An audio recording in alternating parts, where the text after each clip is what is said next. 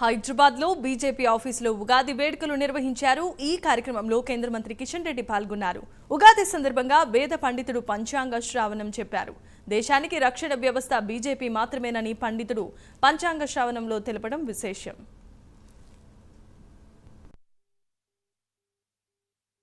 ఆ భారతదేశాన్ని రక్షించేటటువంటి రాజకీయ పక్షం భారతీయ జనతా పార్టీ. భా అంటే కాంతి, కాంతిని ఆరాధించే కలవారు కల దేశం భారతదేశం.